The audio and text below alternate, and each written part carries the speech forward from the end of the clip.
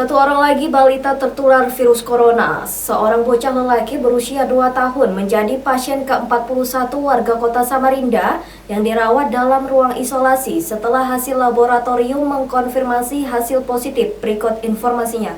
Tim gugus tugas penanganan COVID-19 Kalimantan Timur menemukan lagi pasien baru terpapar virus corona, seorang balita berusia 2 tahun. Dia menerima penularan virus dari kedua orang tuanya yang terlebih dulu terkonfirmasi positif COVID-19 yang belum ada obatnya itu. Sebelumnya kejadian balita menjadi pasien positif virus corona terjadi juga di Kutai Barat, yaitu seorang bocah berusia 20 bulan diketahui terkena virus dari orang tuanya yang menjadi peserta acara istimewa di Goa. PLT Kepala Dinas Kesehatan Kaltim Andi M. Ishak mengatakan, balita di Samarinda dirawat bersama kedua orang tuanya di Rumah Sakit Darurat Wisma Atlet Kutai Kartanegara.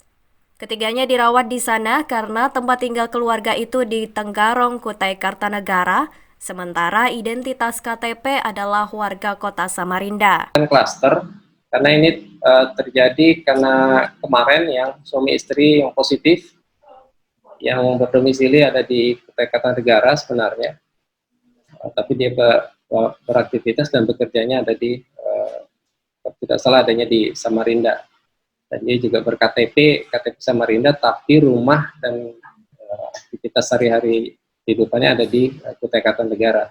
Jadi saat ini memang juga dirawatnya di Wisma Atlet Kutai Kartanegara. Seperti itu, Pak. Catatan tim gugus tugas, balita itu termasuk dalam status OTG atau orang tanpa gejala. Namun hasil swab ke laboratorium menyatakan anak itu terkonfirmasi positif sudah tertular juga.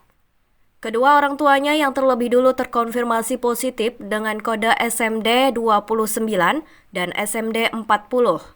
Selain satu kasus positif baru di kota Samarinda, ada 2 kasus lagi yang diumumkan tim gugus tugas penanganan COVID-19 edisi Rabu 27 Mei 2020. 2 kasus lainnya dari Kutai Barat 1 kasus, yakni laki-laki 60 tahun dengan kode KBR 21, merupakan PDP dari klaster Goa. Hasil rapid test menyatakan reaktif dan pasien dirawat di RS Pratama Kutai Barat. Kemudian 1 kasus lagi di Balikpapan, yakni seorang laki-laki 26 tahun dengan kode BPN 53. Dia merupakan OTG yang ditetapkan DPJP dan Dinkes Kota Balikpapan dengan hasil rapid test reaktif. Pasien dirawat di RS Pertamina, Balikpapan sejak 26 Mei 2020. PLT Kepala Dinas Kesehatan Kaltim Andi Muhammad Ishak mengingatkan bahwa penambahan kasus masih terjadi, meski secara grafik terlihat sudah melandai. Kalau kita amati dari beberapa perkembangan terakhir dari pertama hingga saat ini, dari total kasus yang diperiksa itu memang hampir 40% itu adalah terkonfirmasi positif. Nah, kalau kita melihat dari sisa yang masih dalam proses sekitar hampir 300, kalau 40%-nya ya masih ada sekitar 100-an lebih kemungkinan nanti yang bisa memungkinkan terjadinya peningkatan kasus apabila memang ini konsisten. Data ini yang kita dapat. Selain menambah 3 pasien positif, kabar gembira juga datang karena adanya 6 orang lagi dinyatakan sembuh dan sudah boleh pulang ke rumah.